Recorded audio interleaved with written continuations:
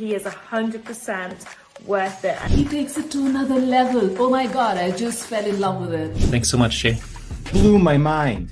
And it worked. I wanted to buy my thing. Jay is, I would say, the Yoda of sales calls, man. Just talking to Jay, he was so good at just taking what it is, seeing the opportunity and the value and the real reason we are making it. Talk to Jay because he got it. He can definitely help you out. Talk to Jay. You're going to get a lot. You're going to gain a lot. I would absolutely recommend him for any position that you have. Jay's definitely the guy. Give him the chance, give him the opportunity. You won't regret it. He's good at what he does, so I highly recommend him, and I would book him before he is fully booked out.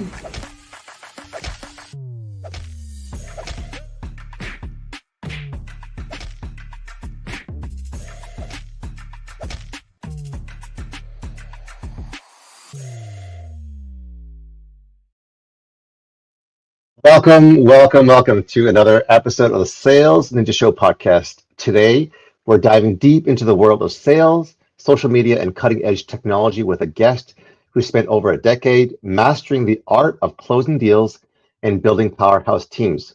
He's a sales manager at FlowChat, a revolutionary tool that helps businesses turn social media conversations into real revenue. Not only is he a sales guru, but he's also an AI enthusiast, a classically trained guitarist, and a proud French Canadian with a knack for connecting across cultures. From cold outreach strategies to leveraging TikTok for lead generation, his expertise is unmatched. Let's give a warm welcome to Jacob Letourneau.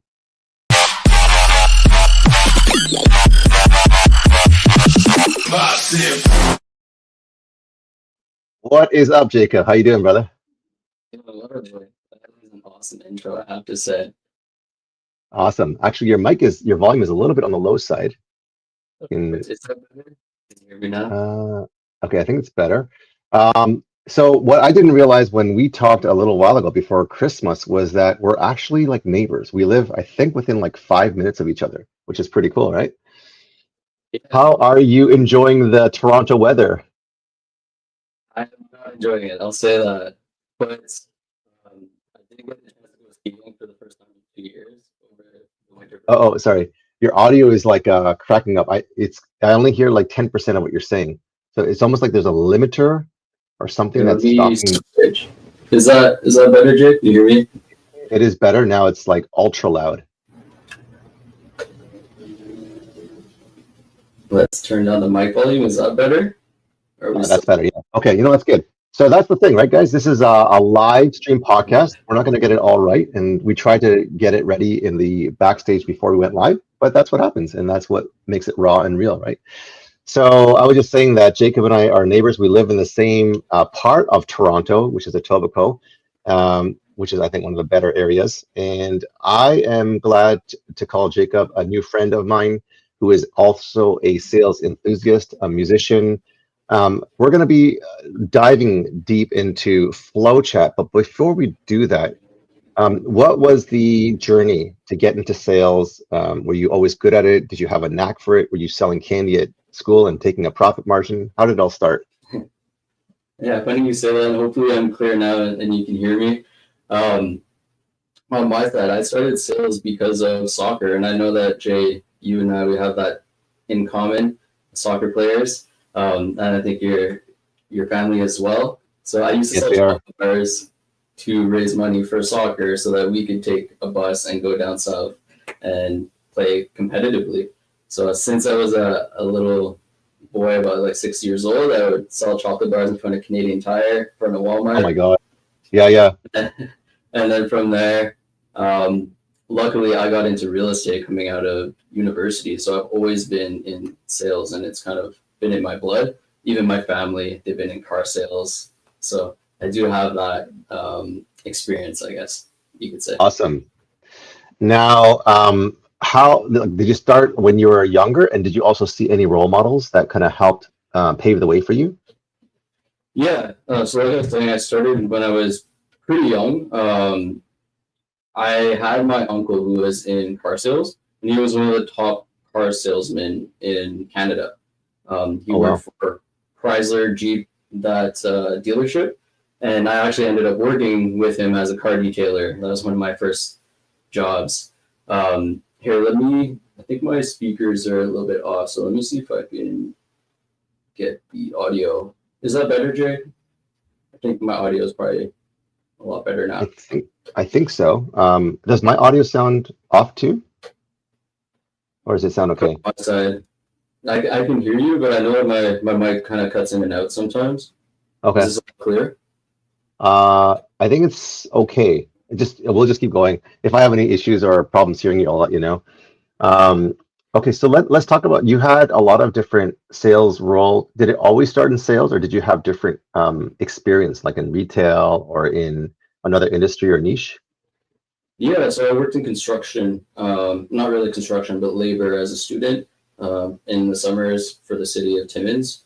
If you know Shania Twain, that's big claim to fame for Timmins. Yeah. Shovel two things. I would shovel asphalt, which terrible. And then I would watch cement dry to make sure that no one would step on the new sidewalks. And as a kid, I think everyone's done this. You've either written. Oh yeah.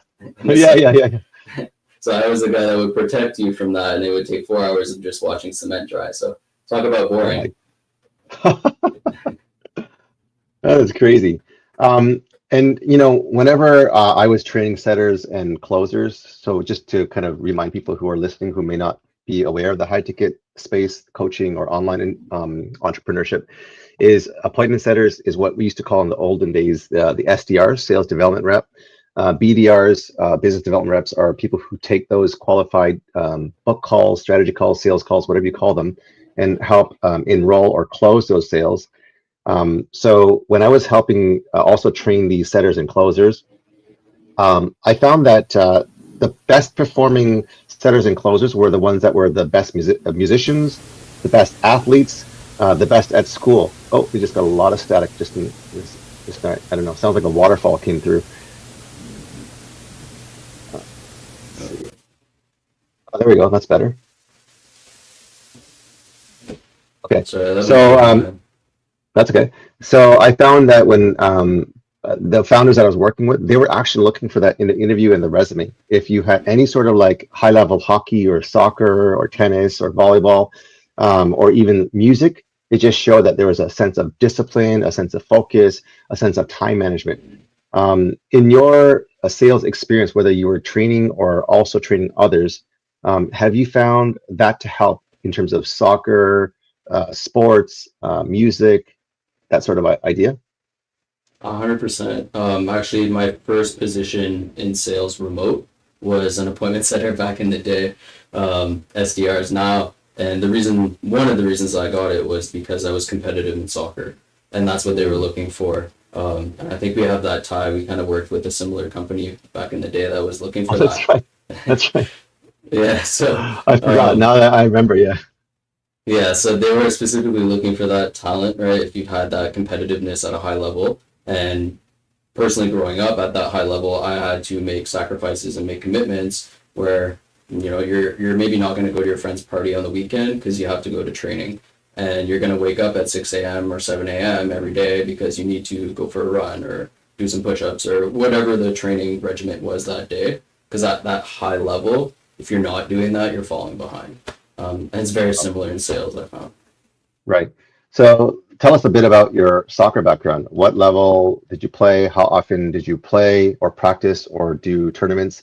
And what kind of training did you have to do to either wake up, to eat the right foods, to get to the level that you got to? Yeah, so funny enough, coming from my hometown of like 45,000 people, soccer was not really the sport to do. It was hockey. And everyone under the sun played hockey. So I did not, and I found soccer, fell in love with it, could play year round, but I had to play in different cities to get competitive. So when I was about 12 or 13, I made the regional team. So to give you an idea, the regional team was a grooming to make the provincial team or state team if you're in the United States, and then to make the national team. So that was my path and what I was trying to do. Made it regionally, and then couldn't make it into the provincial side of things, the state side of things, just because the skill level down here was just totally different, and I didn't have the experience. So that You kind mean of you went to the States and you try to go for a higher tier? Is that what you're saying? Or you're talking about here? yeah. So I came down to Toronto and played in Okay. Toronto. Tried out here for a couple of years, and unfortunately wasn't able to make it. Played a little bit of varsity, and then from there just never made it professionally. But that was my goal starting off as a child, was to play soccer professionally. Amazing. Where did you play varsity? I played at Wilfrid Laurier a little bit. There's a little bit of under varsity, more kind of competitive in the university level there. Nice. My wife is a graduate from the accounting BBA co-op program, and I'm a graduate from Waterloo Science and Business. So I know your neck of the woods, and awesome. I think they had a pretty strong football team and music program.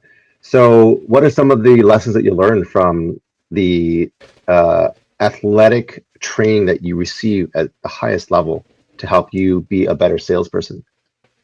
Yeah, so a big part, especially joining the regional team, was tryouts. And they would pick from a bunch of different cities around the area and bring in the top players from there and then do severe cuts. I was lucky enough to make it through that severe cut, but I saw maybe 15 of my friends kind of throughout week after week just get dropped off, kind of like Survivor, right? Voted off the island. And by the end of it, there was just 2 of us that had made it from our city. Wow. Oh my gosh. I learned, one, perseverance, showing up every time. Like, if you had a bad day, you could get cut that week, right? So you had to be top game every time you showed up. And 2, if you had any sort of attitude, and this became a big issue with some players at that age, 13, 14. Any attitude back to the coach, you're gone.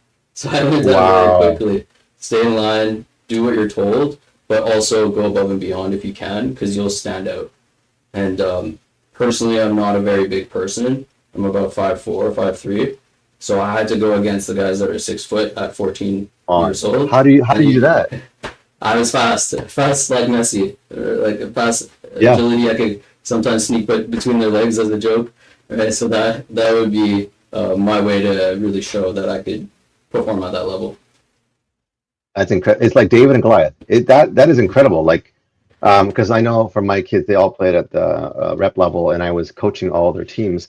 That when we were trying out from house league to rep in a 2,000 member club, the 2 coaches who were very European, they were muttering under their lips, and I overheard them saying, "This kid, my son, was too small. He's too quiet. He's too slow." Like all the things that you could say that would not make him make the cut.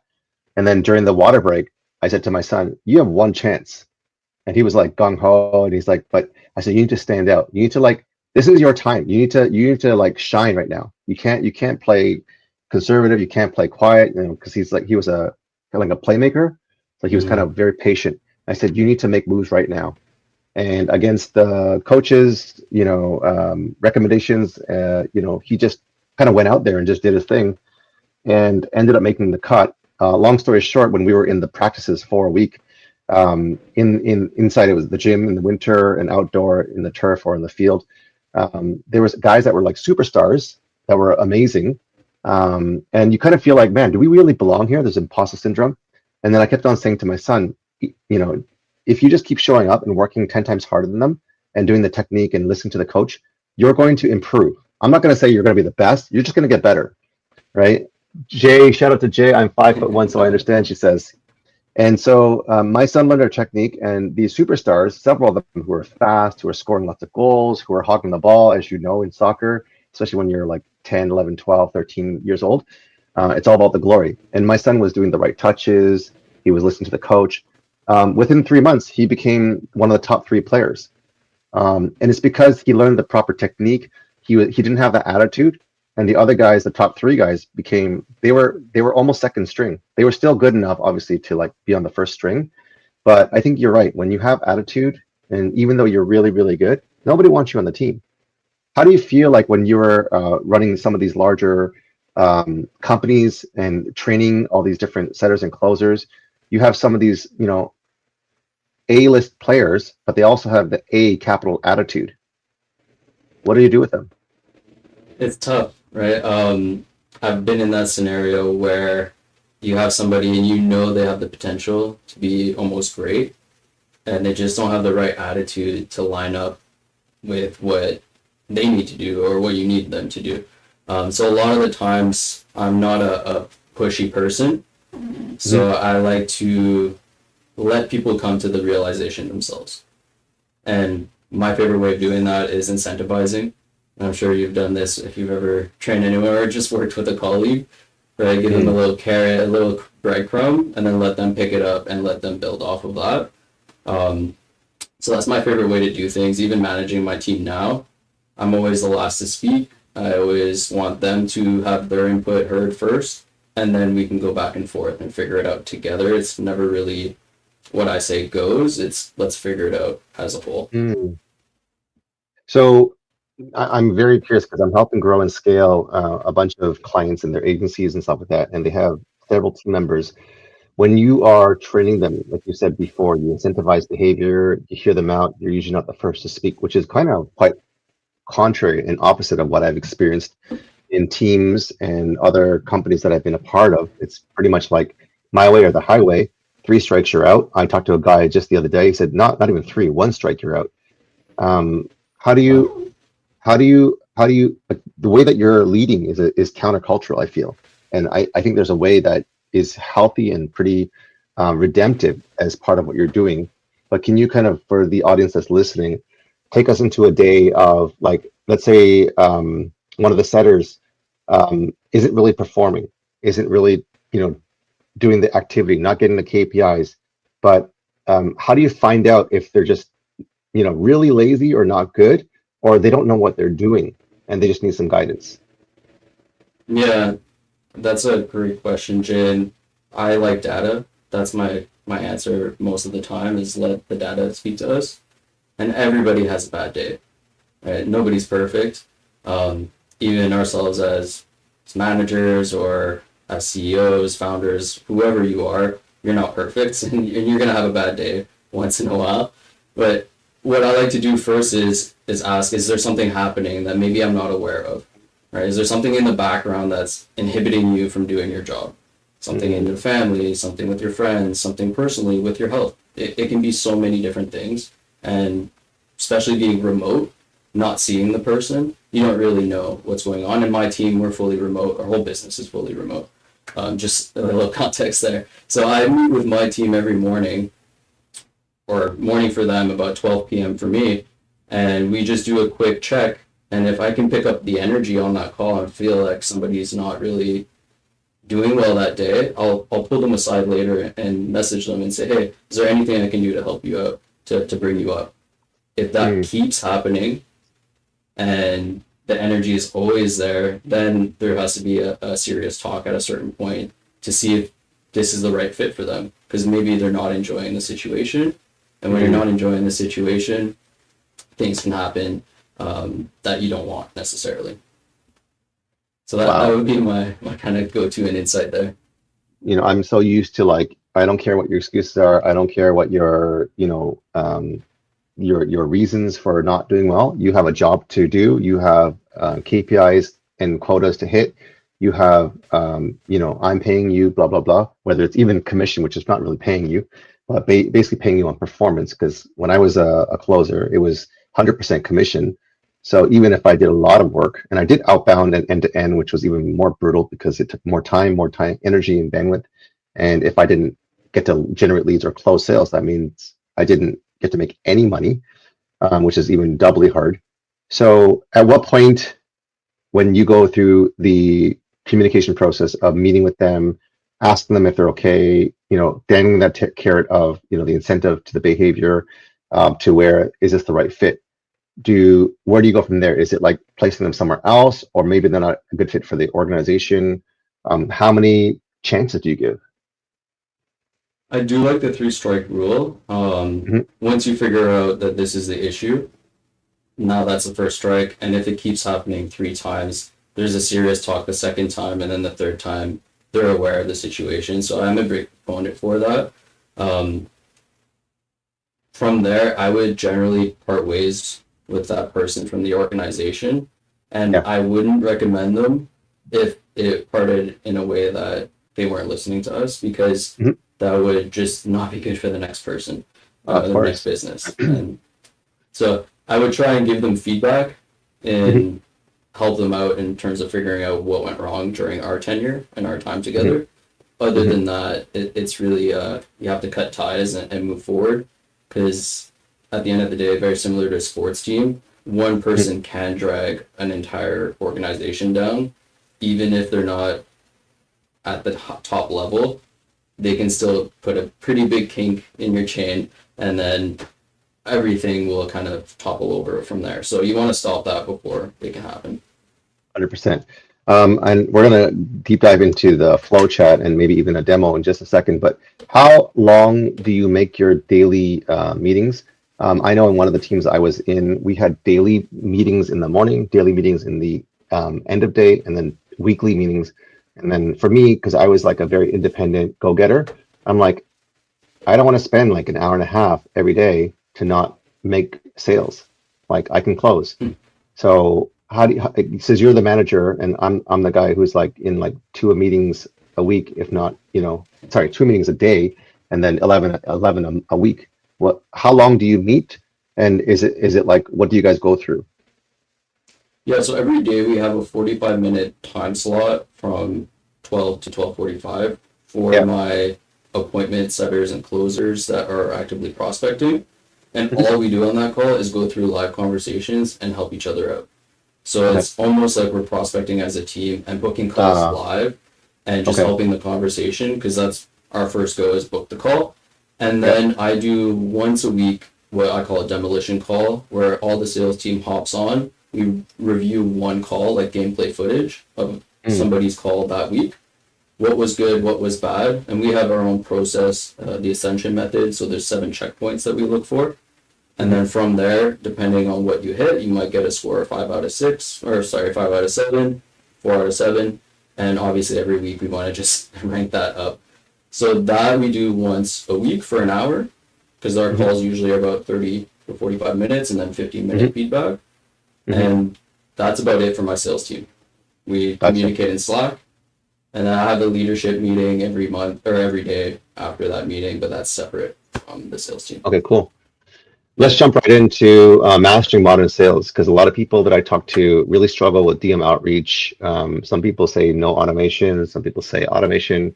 But what do you have for us? Because a lot of people, I don't think even know what FlowChat is. I didn't even know what it was until someone showed me. Can you show us, can you share with us, and even can you even go through like a case study of what's possible, so that people can, message you or get a hold of you to see how they can help grow and scale their leads and their sales? Definitely. So I'm a big proponent of picture paints 1,000 words. Let me share my screen. And curious, while I share my screen, Jay, are you one of the people that wants automation and AI? Are you against that? Do you want personalization? That's a great question. I'm neither here nor there. I've used both and I've had success with both. So for me, I'm open to whatever works. So I want to be, what's the word I'm trying to say? I want to be completely open to how I can get results, and whatever works, I'll use it. So I'm not against it. I'm not for it. I'm like, whatever works, I'll use it. Perfect. Well, I'll tell you right off the bat, our tool FlowChat is a software used in the DMs, but there's a lot to it. There's 3 pillars. So I'll break this down. And I just want to let everybody know it's not about spamming. It's not about volume. Even though you can do it, that's not what we want. We want quality, warm conversations coming into your inbox every morning, so that you have opportunities with your ideal clients whenever you want it, predictably. So that's like a 30,000-foot view. But let's jump into it, Jay. So I was lucky enough to create this for my sales team this week, and everybody's been loving it. So I'll use it for you guys. It explains it very easily with the 3 pillars of FlowChat. So our first pillar is unlimited leads. And that's usually the first step with most people is, I know I need to reach out to my ideal clients. Where do I find them? With FlowChat, we can find them on all the 14 different social media platforms. Your big 5 would be Facebook, LinkedIn, Instagram, Twitter, X. We can even do YouTube. And simply, you're going to use our Chrome extension. So we have our extension here. And that bridges the gap between the social media platforms and our software, which is Pillar 2. So I hope that kind of explains it without going too deep. Any questions about that, Jay? Thank you for asking. You're a good listener. The reason why I'm asking is because I have clients that are asking these questions, so I'll ask them to you and for the audience. I have companies and agencies that are looking at how to generate leads. Some of them are looking for a specific number. Some of them are hoping that there's predictable revenue. So one of them is saying, if you can get me like 32 book calls a month, then we can hit our targets.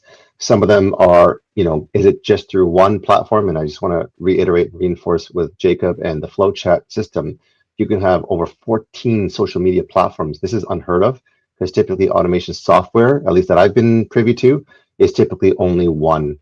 Or if they do multiple, it's just another software from the same company for that social media platform, if that makes sense. But to have it all centralized into one place, and I think it's going to be like a Trello kind of a pipeline that maybe you can show us.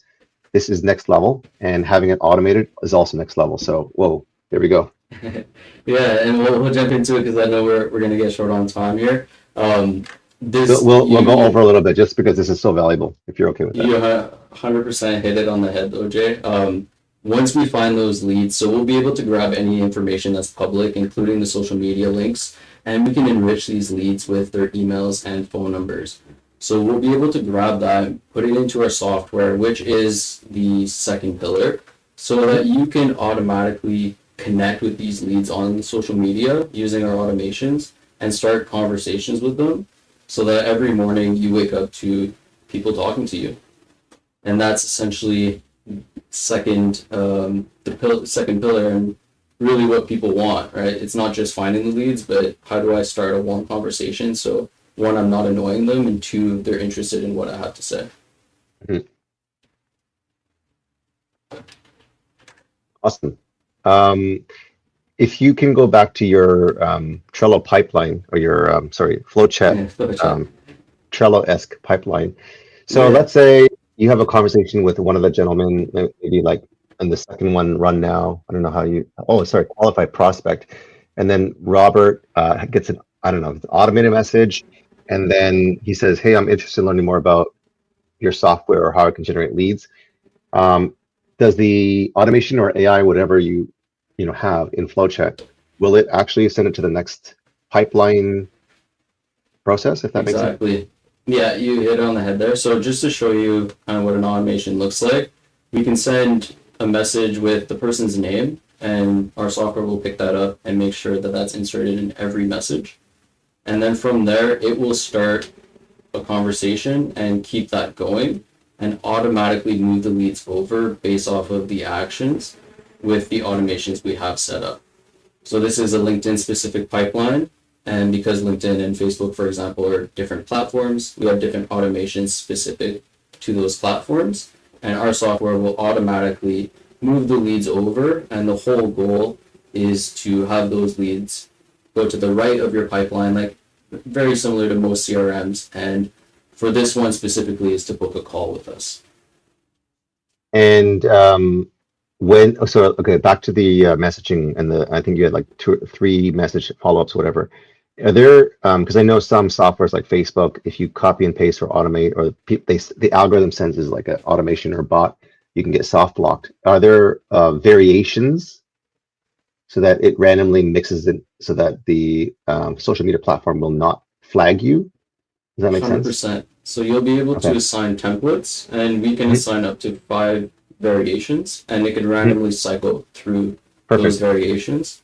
So it can't be picked up by the platforms. And we're also, one thing to note, not API connected on the front end. So everything is browser based, which also protects you from the platforms picking up automations. Cool. And if you're able to share, because I think for everyone listening, I mean, it's more caught than taught, but where the rubber really hits the road is what kind of results have you been able to get? If someone hires you to do a done for you automated campaign where you help find their ICP, where you help them build their list, and they're looking to grow and scale, how many conversations to book calls to revenue or sales I mean, obviously we can't promise anything. I mean, you have those case studies, if you don't mind walking through some or one of them. So, like you said, we can't promise anything, and it's very dependent on where your business is currently, how many leads you currently have, and exactly where you want to scale to. But most of our clients come to us, and they're in the range of, I would say, between 20 and 30K, upwards of sometimes $500,000 a month, and they really want to add fuel to the fire. So, like Fabi here, she was able to go from 40K per month to 200K per month in about 74 days. And call volume, give or take, I think she was booking about 5 to 6 calls per day onto her own calendar, and then had to get into a sales team to start. How long did it take for her to get those 5 to 6 calls per day? Give or take, I think she was ramped up in about 30 to 45 days to start booking those calls. You're going to start having conversations start within 2 to 4 days of setting up the system. And then it's a natural sales process. If you want to send lead magnets and extend your sales kind of conversation, then it can delay the time. But generally, we like to say you should see a book call within the first month. No issues there. Like one or several? Several, but your minimum, you're going to see at least one, I would say. So with Fabi, how many social media platforms were you guys outreaching from? Do you know? She was using Instagram and Facebook were her main two. Okay. And we've seen most, so she was a coach. If you're a coach, Instagram is very good as a platform, Facebook as well, and LinkedIn. And then we've now seen a shift recently to X. Really? Because there's a lot more freedom. You can send a lot more social media messages, direct messages off of X, and LinkedIn and Facebook have been more restrictive as of lately. So if I was gonna say if a coach like her or myself has, like, let's say, I don't know, 4 or 5 different social media platforms, and then if we hire you for the done for you service, would your agents or your team members be kind of firing on all cylinders or testing one in particular? Like, let's say there's 5 social media platforms that I have and I want outreach from any or all of them. Would you guys test all 5? Great question. We can test all 5. We're big believers at the start of picking one platform and getting to give or take $1 million on that platform and then shifting over. So we like to say, pick the platform that 1, your audience is on, and 2, that you're most comfortable with. So for me specifically, I'm a big Facebook user. I always have been. That was kind of my first world of outreach was Facebook. And I've done a lot of deals and made a lot of money through Facebook. So that would be my preferred platform if I had to pick one. Maybe yours is LinkedIn. I could be wrong, Jay, but which platform? Yeah, it's Facebook and LinkedIn. Instagram, I've gotten very little to no traction, to be honest, but I would love to see your team kind of break that code. Yeah, cool trick with Instagram.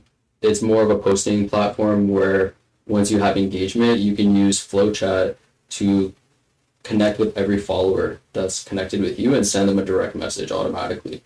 No way, you guys have that feature? Yeah.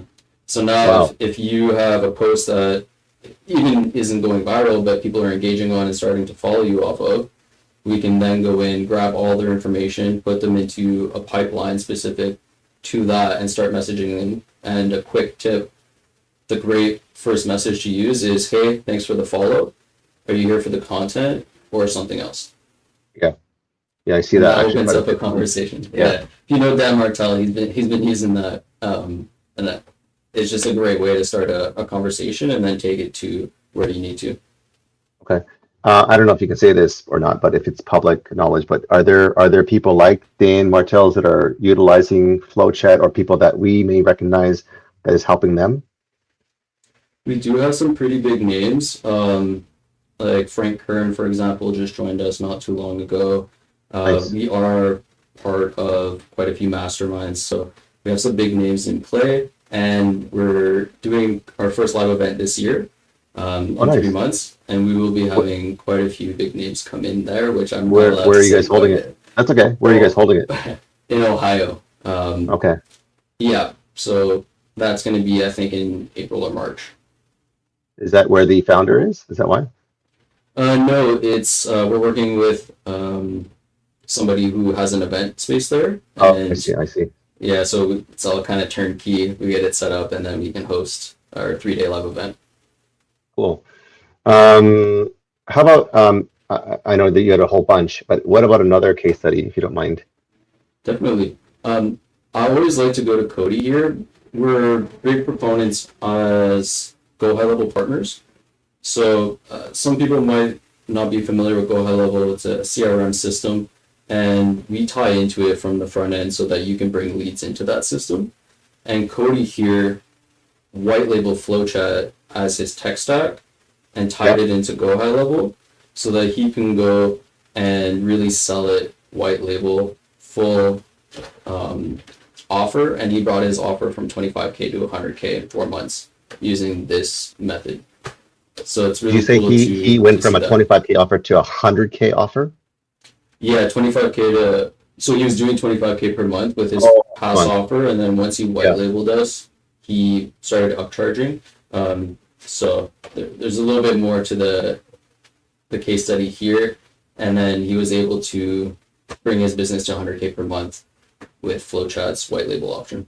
So I don't know if you can dumb this down for me, but like 25K to 100K, that's a 4x in what is it, 4 months or something like that, which is incredible. So if he has a 25K package, whatever he was doing, coaching or whatever, and then he white labeled the FlowChat for X amount of dollars, then was he selling his coaching plus the tech stack, or was he selling the tech stack and then adding the coaching, or do you know what the idea so was? selling the tech stack and the coaching together. So you come in, implement the tech, train you on it, and then help you with coaching after. So that was his. And who takes care of the tech stack? Who takes care of the tech and the support and the customer service when you white label? So with white label, the tech is taken care of by us, and then from there, you're setting up your clients because essentially they don't know that FlowChat exists. So we're their white glove service for you as the business owner that's white labeling it, any support that you need, but your clients go to you for your support, for their support. If that makes sense. My clients come to me for support? Yeah. So you tech support as well? But you would come to us if there's anything that you can't solve. Yeah, because FlowChat doesn't exist in your client's mind. It's, if you're using Sales Ninja, it would be the Sales Ninja CRM, for example. So with the tech stack, I and my clients would get a Go High Level account as well, included in it, or no? No, so we're not tied into Go High Level that way. Oh, it's added. It's added into my Go High Level account. We API into it. We integrate into it. So a lot of Go High Level agencies, because they're white labeled already, they come to us and just add us into their tech stack, so they can charge more, get more leads for their clients, and from there, just scale their business. Okay, so this is maybe a controversial question for some of the people that are listening out there, but why FlowChat over other solutions? Why automation over manual? Why 14 social media platforms over one even automation with AI? Yeah, that's a great question as well, Jay. There's so much out there nowadays in software. You can test a lot and try a lot out. Most of them are specific to the software, which means that you can't go and play on different avenues, like you said, Facebook and LinkedIn are your preferred social media platforms. If you're using a software that's only on LinkedIn, then that's it, you're locked in there. Right? That's one advantage. Second, like I mentioned, we don't tie into your API account, which means that we don't log into your accounts. So one, security, privacy is big there, and two, the automations can't be picked up by the platforms.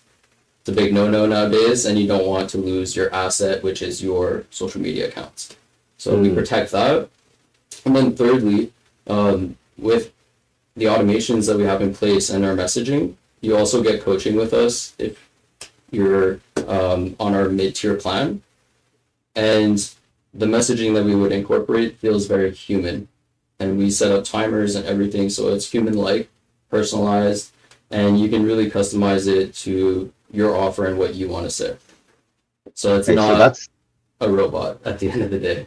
Okay, so that was really, really key. That's the X factor for me, because I've been around the block and I've seen a lot of different tools, AI, automation, manual, etc. The coaching for message to be human-like, how often is that? Sorry, can you repeat that? How often is the coaching so that the message can be human-esque versus, bot-like? Oh, great question. Our coaching is twice a week. And that's for our entrepreneurs that need help, that are on our Growth Plan Plus.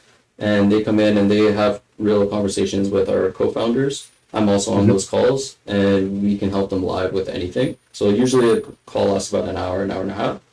And most people join with questions, but even if you don't have questions, you can join and just see what other entrepreneurs are asking. And they might be at way higher levels than you, or at the same level, or maybe a little bit underneath. But it's always a different perspective and a different offer. So it's really cool to see those calls. And outside of that, is there like a community or a Slack or a Discord or a Facebook group, or if people have questions? We do have a private Facebook group that you can join. Simply just look up FlowChat on Facebook, and you'll be able to join our private community, or private community. There's a couple questions. Just go ahead and submit those, and we'll get you in there. And then for our paid members, we have a separate private community, so you can get support directly through Facebook. Okay, cool. And then if you can just share your free gift that you've given that's a $1,000 value, and share with us what that is, that'd be fantastic. Yeah, definitely. So I think you have the link set up, but just in case, if you want to go to live.flowchat.com, you'll see our Chief Sales Officer and Chief Marketing Officer, Sean Malone, who's over here in the middle. That's him and his wife, and Russell Brunson, if you know who Russell is. So we're hosting a live webinar training, and it's completely free, January 23rd. So you can go here, sign up for it. Simply just put your name, email, phone, and you'll get notifications and calendar invite directly to this, where we're going to show you how to turn strangers into buyers without paid advertising, without cold email. And I'm sure Sean, during this call, will drop even more gold and nuggets that you can pick up, because every time he's on the call, it's just so much value. So we think that this is valued at probably about $1,000 or so for 1 hour of Sean's time. And half the time he'll drop even more value throughout that call. So that's our gift to everyone listening, and hopefully we see you on that call. Amazing. So just think about this through, and I'm going to try to do this as best as I can, as simple as I can. And that was a great free resource. Let's say, they're with their done for you system. Are we able to share prices or no? Yeah, we can definitely go through pricing. The done for you system is not public in terms of pricing, so you won't be able to see it anywhere, but we can share it live here.